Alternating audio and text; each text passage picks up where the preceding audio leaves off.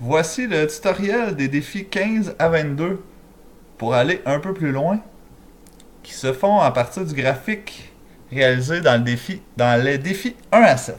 Donc le premier, défi 15, est de vérifier la graduation de vos unités secondaires. Pour faire cela, on va aller dans Axe, autre option. On s'assure qu'on est dans les trois barres vertes. Et on vient vérifier ici l'unité secondaire.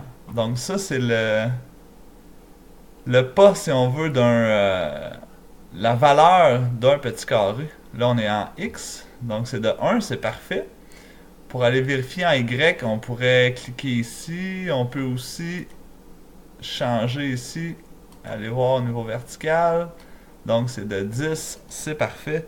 Si c'était 3 par exemple, ça serait pas l'idéal. Ça rend la lecture du graphique difficile.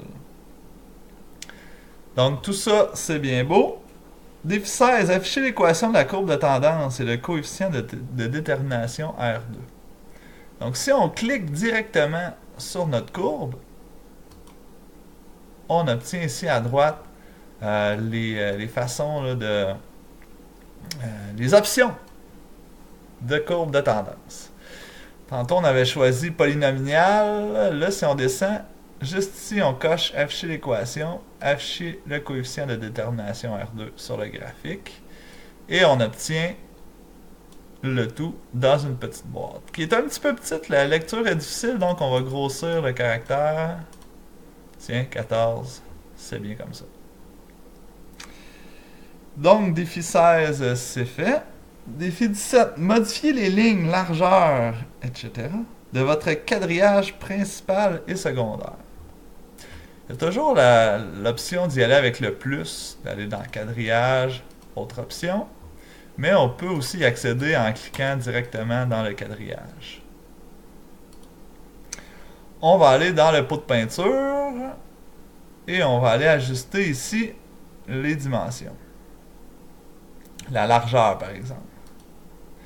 Là, nous sommes dans le quadrillage secondaire axe vertical. Donc, on modifie ça comme on veut. Après ça, on va aller modifier l'axe horizontal. J'ai mis les deux à 1.25. Ensuite, on peut aller faire les axes, le quadrillage principal, axe vertical. Là, on va y en mettre un petit peu plus. Tiens, 1.75. Et l'axe horizontal, la même chose. Ça, c'est au goût de l'auteur. Peut-être qu'1.75, c'est un petit peu trop. Peut-être qu'1.5, ça serait un petit peu plus discret. Super. Ça, c'était le défi 17. Défi 18, ajouter des graduations à l'extérieur des deux axes pour faciliter la lecture des données. À l'extérieur des axes, on parle ici. Donc, c'est pour faciliter la lecture. Est-ce que je suis à 30 ou je suis à 40? Pour y accéder, on va aller dans le bouton plus, axe, autre option. On va aller voir dans ici les trois barres vertes, option d'axe. On va aller dans graduation. Type principal, on va dire à l'extérieur. Type secondaire, on va dire à l'extérieur. Nos options, nos barres d'axe viennent d'apparaître ici en bas. Donc nous étions dans l'axe horizontal. Pardon, c'était le quadrillage. Donc nous étions ici. Voilà, c'est fait. Si on va sélectionner l'autre axe, axe vertical maintenant, on va faire la même chose à l'extérieur. Donc on peut changer d'un axe à l'autre avec le menu déroulant ici. Pour aller ajouter notre graduation. Donc ça l'a ajouté des tout petites barres ici pour faciliter là, le repérage de où on est rendu sur notre axe. Défi 19. Ajouter des flèches bien visibles au bout des axes X et Y. Donc, on est toujours avec nos axes. On va aller dans Autre option. On va aller sur le pot de peinture. Et là, on va vérifier on est dans quel axe. On est avec l'axe horizontal. Parfait. On va aller ici. Type de flèche finale. On va aller choisir le type de flèche que l'on veut. Celle-là, par exemple. Et on peut aussi modifier la taille de la flèche. Donc, si on veut, on peut prendre la plus grosse pour qu'elle paraisse un petit peu plus. Donc, c'est fait pour l'axe horizontal. On va aller faire la même chose pour l'axe vertical. Donc, le menu n'a pas bougé. On est toujours dans le pot de peinture, dans la ligne. Mais maintenant, on est dans notre axe vertical. On va faire la même chose. Type de flèche finale. Et la plus grosse. C'était le défi 19. Défi 20. Ajouter Y et l'unité et X et l'unité à côté des flèches. Et l'enlever des titres des axes. Donc, on va enlever les unités ici de nos titres des axes. On va plutôt les mettre ici, à côté de X et Y qui sont nos variables, dans ce cas-ci. On aurait pu renommer nos variables A et D, par exemple. Ça aurait été une bonne idée. Mais on ne l'a pas fait, donc on va mettre X et Y.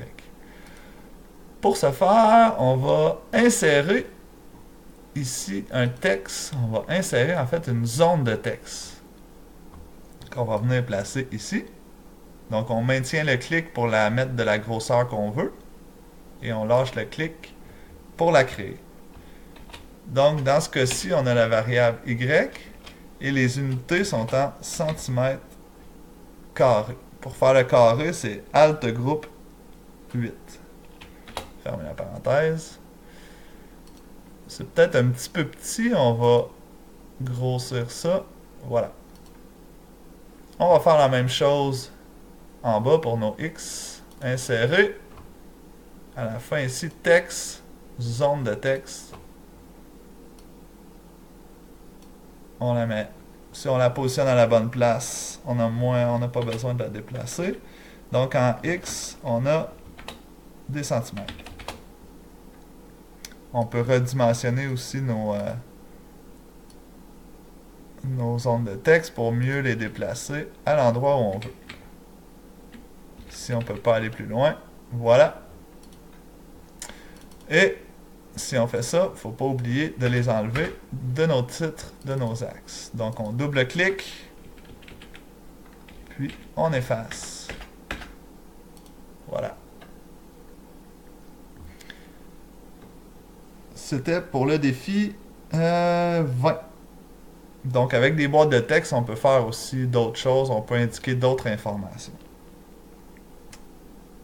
Défi 21. Ajouter des barres d'erreur et appliquer les incertitudes de l'expérience. Pour ajouter les barres d'erreur, on va retourner à notre bouton plus. On va venir ici cocher barre d'erreur. Et on voit les barres d'erreur qui apparaissent sur le graphique. Par contre, on va aller les personnaliser. Donc, on va aller dans Autre option. On a le menu des barres d'erreur qui apparaissent ici. On va aller sur les 3 barres vertes. Et là, il nous a mis une erreur standard. Nous, on va venir personnaliser ces barres d'erreur-là en fonction des valeurs qu'on a dans nos données. Donc, personnaliser. Et on va spécifier une valeur à attribuer à ces barres d'erreur-là. Là, nous sommes en X. Série 1, barre d'erreur en X. Parfait. Donc, on va aller sélectionner en X notre valeur. On va effacer la valeur par défaut qui est là. Et on va plutôt aller la sélectionner dans nos données. Ici. Donc, de distance, ça c'est bien en X. Voilà. Ça, c'est l'erreur positive. L'erreur négative, ça va être exactement la même. Donc, on a plus ou moins 1 dans ce cas-ci. Donc, on retourne dans Données. Voilà, comme ça. Donc, on a nos deux erreurs positives, erreurs négatives. Donc, c'est plus ou moins 1, finalement. OK. Donc, on obtient nos barres d'erreur ici, qui sont à plus ou moins 1. Puis, ils ont tous la même longueur. Ça, c'était en X. On va venir ici dans le menu déroulant. On va faire la même chose en Y. Personnaliser. On va spécifier une valeur. On va effacer les valeurs qui sont là. On va cliquer sur la flèche ici pour aller sélectionner nos données, on va prendre celles qui sont ici, on maintient le clic, on sélectionne tout, on passe sur Entrée. Même chose en Y. Pardon, même chose négatif. Voilà. Donc on a nos barres d'erreur. On va aller voir ce que ça donne dans le graphique parce qu'ici il y a une petite variation au niveau des barres d'erreur. Petite variation qui est toute petite, mais on voit ici qu'on voit presque pas nos barres d'erreur, alors qu'à la fin on commence à les voir. Donc on a notre changement. Puis là on est sur une échelle là, bien différente aussi. C'est pour ça qu'au début on les voit pas. Donc voilà pour les barres d'erreur. On peut changer si on veut le style, la largeur des barres d'erreur dans Autre option. Avec, bon, ombre et lumière bien sûr, mais la largeur, l'épaisseur, tout ça. Je vous laisse les mettre à votre goût. C'était le défi 21. Défi 22, diminuer au minimum la taille des marqueurs afin de mieux voir les barres d'erreur. Au début, on voit la barre d'erreur est tellement petite que le marqueur prend toute la place. Donc, pour aller chercher, pour aller diminuer la taille de nos marqueurs, il y a différentes façons d'y accéder. Mais il y a une façon, c'est en cliquant sur l'onglet Format. Ici, on va venir sélectionner dans le menu déroulant notre série 1. Donc, c'est nos points, si on veut. Et le menu apparaît. On va cliquer ici sur Marque. Ensuite, sur Options de marqueur. Et là, on peut définir le type de marqueur qu'on veut. On peut le laisser rond. Et on peut diminuer la taille au minimum. Le minimum étant 2. On aurait pu la mettre à 3, à 4, ça c'est au choix. On pourrait même mettre aucun marqueur. Mais là, comme ça, à 2, du moment que je vais cliquer ici, les données se sont désélectionnées, si on veut, puis on voit presque pas notre point. Mais avec les barres d'erreur, on voit quand même assez bien où c'est situé. En plus, avec la courbe de tendance. Donc, ça facilite pas nécessairement la lecture, mais ça nous permet de voir nos barres d'erreur un petit peu mieux ici. Là. Donc, c'était le défi 22. C'est ce qui complète cette vidéo. Il y a une dernière vidéo qui reste là pour procéder à une coupure d'axe de façon manuelle.